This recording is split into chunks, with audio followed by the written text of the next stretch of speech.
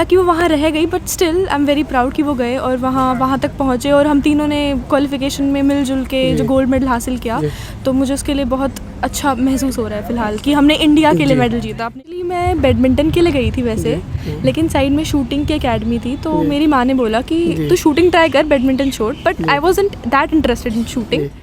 खेलो India scheme खिलाड़ियों को बहुत हेल्प कर रही है। मैं बहुत मतलब क्या बोलते हैं, मैं बहुत ग्लैड हूँ कि ये स्कीम इन्होंने इंट्रोड्यूस करी, क्योंकि फाइनेंशियल जो हेल्प मिलती है, एमिनेशन हेल्प मिलती है, न्यूट्रिशनल हेल्प मिलती है, साइकोलॉजिस्ट, फिजियोथेरेपिस्ट, हर एक चीज़ जो हमें मिलती है उससे हमें बहुत सपोर्ट मिल रहा है, उससे हमारे परफॉर्मेंसेस हाई जा रहे हैं और अप्स डाउन्स तो पार्ट होते हैं।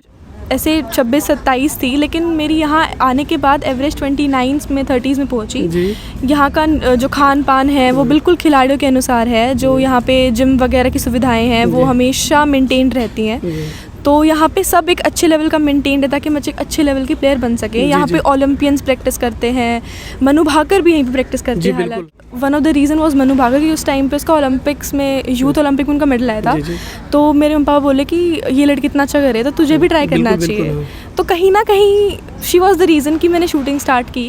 कोई चीटिंग का तो कोई लेना देना ही नहीं है, जो आपने खेला वो आपकी स्क्रीन पे है, उससे आप फाइनल्स जाओगे, फाइनल्स में जो खेला वहाँ से मेडल है। इसीलिए शूटिंग का चलन बहुत बढ़ रहा है आजकल, क्योंकि मेरा टारगेट LA 2028 है। मैं ओलंपिक गोल्ड मेडल का टारगेट रखती हूँ।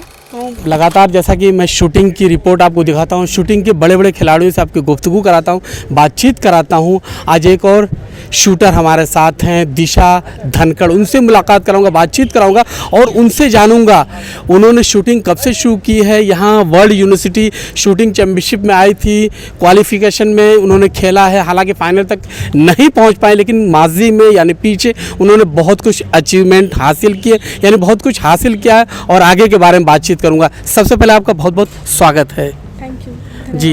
एक सवाल सबसे पहले पूछना चाहूँगा, आपके क्वालिफिकेशन जो मुकाबला था उसके बारे में कैसा रहा? क्वालिफिकेशन मेरे लिए थोड़ा ऊपर नीचे था, पर जितने भी अंतर्राष्ट्रीय खिलाड़ी हैं उनके साथ मैंने कम्पीट किया, तो मुझे बहुत अच्छा लगा कि मैं उस लेवल पे पहुंच के और सभी सीनियर से कम्पीट कर रही हूँ, तो मेरे लिए काफ़ी अच्छा था और मुझे एक अच्छा एक्सपीरियंस मिला वहाँ से। जी। अब आप 3 प्लेयर्स थे, यानी टीम इवेंट में आपको गोल्ड मेडल मिला, यानी आप लोगों ने गोल्ड मेडल जीता था, उसके बारे में बताएं। एज अ टीम तो हम तीनों ने ही अपना पूरा बेस्ट दिया, और जो मेरी बाकी की 2 टीममेट्स थी वो फाइनल्स में भी गई और I am very proud of that कि वो गई। हालांकि वो वहाँ रह गई, but still I am very proud कि वो गए और वहाँ तक पहुँचे और हम तीनों ने क्वालिफिकेशन में मिलजुल के जो गोल्ड मेडल हासिल किया, तो मुझे उसके लिए बहुत अच्छा महसूस हो रहा है फ़िलहाल कि हमने इंडिया के लिए मेडल जीता, अपनी कंट्री के लिए जीता। और आपके एक साथी ने, मानानी ने, तो वहाँ पर वर्ल्ड रिकॉर्ड बनाया था क्वालिफिकेशन में। देखिए, खेल का हिस्सा ही ऊपर नीचे है, अप्स एंड डाउन्स होते हैं, लेकिन वर्ल्ड रिकॉर्ड बनाना अपने आप में एक बहुत बड़ी बात है। तो उस चीज़ के लिए मैं am very proud of her कि वो मेरी टीममेट है और वो इंडिया से है। तो बस मैं ही। अच्छा, आपके बारे में थोड़ा सा जानना चाहूँगा, शूटिंग कैसे शुरू की थी, कैसे शूटिंग का शौक हुआ? भारत में तो बहुत सारे खेल खेले जाते हैं।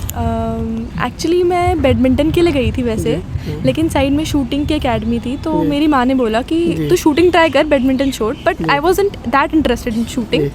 पर जैसे मैंने स्टार्ट किया तो विद इन अ ईयर मेरे बहुत सारे ऐसे SGFI CBSA में मेडल आए, लेकिन फिर वो कोरोना आया तो उसके बाद ब्रेक लग गया, 2 साल मैंने ढंग से प्रैक्टिस नहीं की। एंड देन फिर मैंने बाइक से फिर स्टार्ट किया, तो खेलो इंडिया मेडल आए, एशियन चैम्पियनशिप में मेडल आया, नेशनल में मेडल्स आए, तो काफ़ी अच्छा रहा। अब तक अच्छी जर्नी रही है मेरी शूटिंग की। शूटिंग से मुझे बहुत कुछ मिला है। जी। खेलो इंडिया की आपने जो बात की है उस पर एक सवाल पूछना चाहूँगी, क्योंकि शुरू से मैं खेलो इंडिया कवर कर रहा हूँ। पहली बार 2018 में दिल्ली में हुआ था खेलो इंडिया, उसके बाद से कवर कर रहा हूँ। खेलो इंडिया स्कीम को कैसे देख रही हैं आप?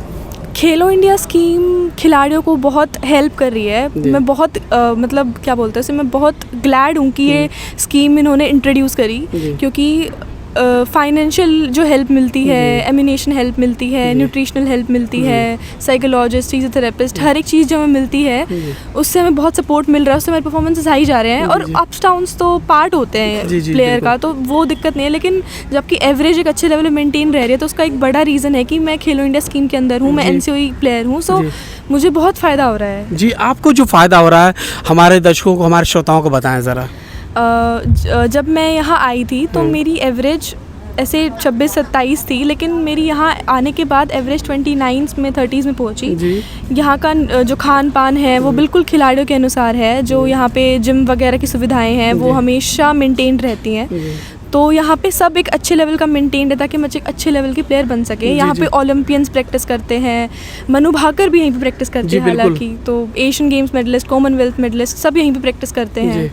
तो आप तो वैसे भी डीएवी से हैं, डीवी से तो अंजू मौदगिल भी हैं, डीवी से मनु भाकर भी हैं, डीवी से और भी तमाम तरह के बड़े कपिल देव भी हैं। और भी शूटर की मैं बात करूँ, बहुत सारे शूटर हैं जो वहाँ से थे, ओलंपिक में गए हुए हैं। आपका रोल मॉडल कौन है? मेरा रोल मॉडल ऐसे मैंने start one of the reason was Manu Bhaker की। उस टाइम पे उसका ओलंपिक्स में, यूथ ओलंपिक में उनका मेडल आया था। तो मेरे मम्मी पापा बोले कि ये लड़की इतना अच्छा करे तो तुझे भी ट्राई करना चाहिए। तो कहीं ना कहीं शी वॉज द रीज़न कि मैंने शूटिंग स्टार्ट की। मेरी माँ सबसे बड़ा रीज़न था, उन्होंने बोला, फिर उन्हें मनु दिखी तो फिर मैंने उस वजह से शुरू किया। तो मनु भाकर इज़ लाइक जी। मनु भाकर की एक स्टोरी बताऊं, आज से 7 साल पहले मनु भाकर जब शूटिंग में शुरुआत करती है तो उनका ये था कि मैं शूटिंग करूंगी नहीं करूंगी दोनों था। अगर यहाँ पर अच्छा हुआ तो करूंगी वरना खेल बदल दूंगी। उन्होंने एक इंटरव्यू मुझसे कहा था, 2017 की बात बता रहा हूँ। उन्होंने कहा मैं कई खेल आजमाए मैंने, लेकिन यहाँ फेयरनेस है, यहाँ पर जो कुछ होता है वो दिखता है, नतीजा जो भी होता है सामने नज़र आता है। आज वहाँ तक पहुँची, इस बारे में आप क्या कहेंगी? क्या वाकई में यहाँ फेयरनेस है, जो कुछ किया वो सामने होता है? बिल्कुल, यहाँ कोई चीटिंग का तो कोई लेना देना ही नहीं है। जो आपने खेला वो आपकी स्क्रीन पे है, उससे आप फाइनल्स जाओगे, फाइनल्स में जो खेला वहाँ से मेडल है। इसीलिए शूटिंग का चलन बहुत बढ़ रहा है आजकल, क्योंकि शूटिंग इज़ द, मेरे आंखों में सबसे फेयर गेम मैंने अब तक शूटिंग ही देखा है, जहाँ कोई चीटिंग नहीं होती, जो आप हो वही हो। जी, आखिरी सवाल पूछूंगा, टारगेट क्या है आपका? मेरा टारगेट LA 2028 है। मैं ओलंपिक गोल्ड मेडल का टारगेट रखती हूँ जी। अभी एशियन गेम्स भी आ रहे हैं 26 में, मुझे वहाँ पे भी जाना है। मैं तैयारी उस हिसाब से कर रही हूँ कि मैं दोनों गेम्स में खेल सकूँ। जी बिल्कुल, बहुत बहुत शुभकामनाएं, बहुत बहुत शुक्रिया, थैंक यू।